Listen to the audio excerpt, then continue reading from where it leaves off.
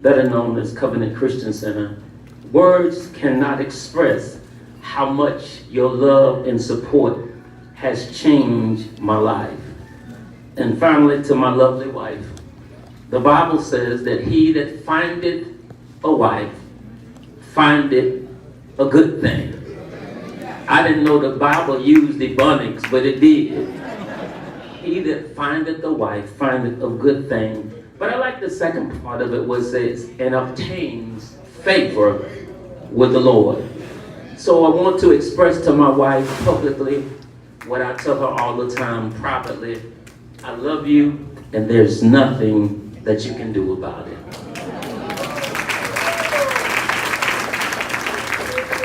On tonight, I will not prolong time or try to establish a backdrop for why we're here on tonight. So as a result of that, I will dive right into my discourse on this evening that is centered around this year's NAACP theme, Not a Time to Rest. In 1970, a young black man named Curtis Burrell sat down and wrote a song that had a profound impact on the Christian community. But that same song would also provide a sense of hope for a group of people who at times felt like they had gone as far as they can go. It seemed like in spite of their energy and their efforts, everything looked like it was changing for the worse. And not to mention the ones that had the upper hand seemed to be always winning. But there is a such thing as fate. There is a such thing known as divine providence. And that same song that was written by Curtis Burrell was rearranged in 1978 by a man named James Cleveland. That song was entitled, I Don't Feel No Ways Tired. The first stanza of that song captivates the essence of what I think the NAACP stands for. The song says, I don't feel no ways tired. I've come too far from where I started from. Nobody told me that the road would be easy, but I don't believe that he brought me this far to leave me. With this in mind, I'm thoroughly convinced that we as a people are at a very pivotal point in our pursuit for justice and equality. And even in the midst of what appears to be a season of stagnation, I want to applaud the NAACP for all of their hard work throughout the years. However, simply based on this year's theme, Not a Time to Rest, it is a clear indication that there's still much work to be done. If you would allow me the Levitical liberty, I would like to read a very familiar passage of scripture, but I promise not to preach. Nehemiah chapter 6, verse number 1 through 3. It said, now it came to pass when our enemies heard that we were making progress and that we had rebuilt the wall and that there was no breach in that wall, though at the time we had not set up the doors of the gate. Then our enemies sent some ambassadors to me saying, come, let us meet together in one of the villages in the plain of Ono. But they thought to do me mischief or harm or to get me off course. But I sent messengers back unto them saying, I'm doing a good work, and I cannot come down. Why should the work cease? Why should we stop the work? And I come down just to entertain you. On tonight, the dominant theme of my discourse is profound, but it is yet simple. It is entitled, Whatever You Do, Stay on the Wall. Whatever you do, stay on the wall. Dr. Martin Luther King Jr. strongly condemned complacency and apathy, urging the people to remain engaged in the struggle for equality and justice and to continue to actively fight for what he called was inherent rights, echoing what was written in the Declaration of Independence that said that all men are created equal and that these rights were non-transferable. That included life, liberty, and the pursuit of happiness. Dr. King famously stated that this is not the time for apathy. This is not the time to sit down. This is not the time to get comfortable, emphasizing the urgency of action right now. Dr. King saw complacency as a barrier to the progress, stating it is actually a form of complicity to injustice. Dr. King often repeated and used the phrase, the fierce urgency of now, indicating that long-standing injustices had gone on so long that they now was woven into the fabric of the nation. Therefore, if anything was ever going to change, the fierce urgency of now had to be our daily mantra, and it had to be our daily theme, and that someone had to stay on the wall, because now is not the time to rest. Sure, we have made some progress, which is evidenced by the fact that we have had the esteem, honor, and privilege of living long enough to see this country elect its first black president, number 44, in the person of Barack Hussein Obama. But on a local scale, it was also a great feeling to me knowing that my Little League baseball coach, Mr. Earl Williams, was also elected and installed as the black mayor of Thomasville. But last but not least, we also had the distinct honor of seeing a young man who grew up right here in Thomasville and attended and graduated from this very same high school. General Lloyd Austin became the 28th Secretary of Defense for our country. Therefore, now is not the time, and somebody has to stay on the wall. This is where my preacher come in at. Somebody just tap your neighbor and says, somebody got to stay on the wall.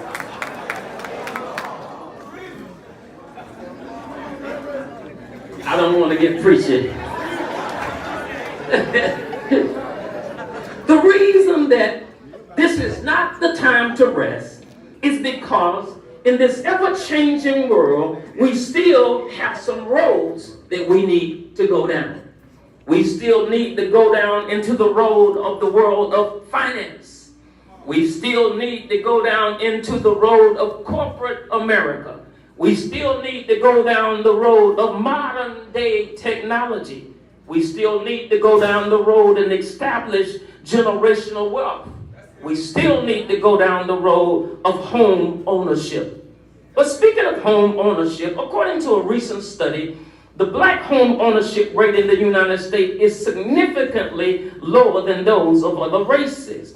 But more importantly, in 2020, the black home ownership rate was about 43.4%, while the white home ownership rate was about 72.1%. Therefore, now is not the time to rest, and somebody has to stay on the wall.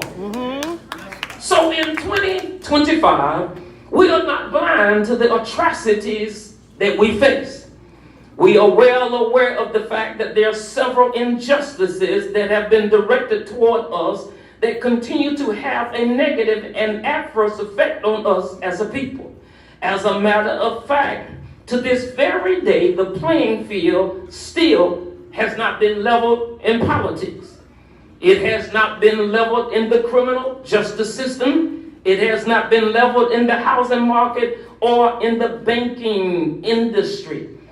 However, this is what I firmly believe with all of my heart, that we are doing ourselves a great injustice if we don't begin to do what I call is a thorough internal investigation. Here is the thorough internal investigation. As we take a closer look within as a people, we will discover that one of the greatest threats to our progress is the diminished value of pride and integrity. I believe that somewhere along the way that our moral compass got off course. And we began to go down a road that was never designed for us. Somewhere in our pursuit to gain equality and justice, which is vitally important, we lost one of our greatest assets and strengths, and that is our dignity and our pride. Indicating that even though there were the several tangible things that we did not have, but we never had a deficit when it came to dignity and pride as a people. This is not to say that today that we are a people without morals and values.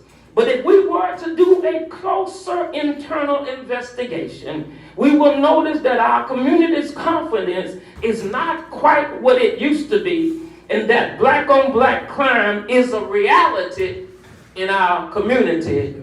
Now is not the time to rest. Things that you can observe with your own eyes as you walk and drive through our community are very noticeable. The houses that our parents worked so hard to obtain, kept freshly painted, and kept the lawns manicured, are now lying in ruins. Now is not the time to rest. Our institutions that provided a safe haven for our children, such as the YMCA, the boys' clubs, the Boy Scouts and the Girl Scouts, your local parks and your local basketball courts, where we found our childhood relationships and where we developed our competitive nature, are now being rarely used. Now is not the time to rest.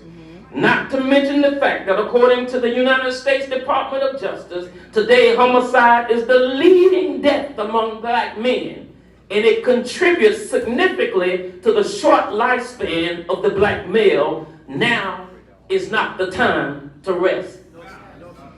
About 80 to 90% of the cases of black victims are being killed at the hands of another black. But the one that really got me was that 52% of those that are murdered by those that are acquainted with or had some type of relationship with. Now is not the time to rest. Although some of these numbers may be skewed, although some of these numbers may perpetuate a false narrative, it does not change the grassroots that somebody in this room has been affected by what I just said. Now is not the time to rest. Prior to integration, we had a sense of pride and dignity as a people, and it permeated all throughout the community. And although we lagged behind in other areas, we were top-notch when it came to displaying a sense of dignity and pride. It was almost like a rites of passage where we were taught to respect ourselves and we were also taught to respect others. This same pride was displayed in our churches. It was displayed in our schools and in our business and all throughout our community. Therefore, it meant something back then to be from Dewar City. It meant something back then to be from Fruit City. It meant something to have gone to Douglas High School. It meant something to have gone to Magnolia High School. But more importantly, listen to this right here. It meant something to be a Clayton. It meant something to be a Jones. It meant something to be a Thomas or Williams or Davis or James or Tyler or Elsie or a Hopkins. And when you went out into the community, you did not just represent yourself, but you were a representation for your entire family. You were a representation for your entire community. But most importantly, you was a representation of your entire race of people. Therefore, one of our biggest battles is to reestablish and instill the importance of value, of pride and dignity and integrity to the point that it is now back woven into the fabric of our communities. Now is not the time to rest. Proverbs chapter 29 verse number 11 says it this way: where there is no vision, the people perish. I gotta say that again. Where there is no vision, the people perish. But I like the New International Version where it said, where there is no vision, people cast off restraints. Which means when there is no vision, people act any old kind of way. When there is no vision, people treat each other any old kind of way. When there is no vision, people lose their self-respect. They lose their dignity. They lose their self-pride. Where there is no vision, people perish. I'm getting ready to go to my seat, but I feel a little preacher coming up in me right now. Somebody tap your neighbor and say, where there is no vision, the people perish. So I believe that we've come to a place and time now that we must recast the vision. And as we recast the vision, we begin to treat each other with dignity and respect. As we begin to recast the vision, we start back joining the NAACP. As we recast the vision, we go to teaching our children how to act in the house so that when they leave the house, they'll know how to act. Somebody says, now is not the time to rest. Don't hit that piano. Don't do that. Don't. That put me in a whole nother zone. Don't hit that piano.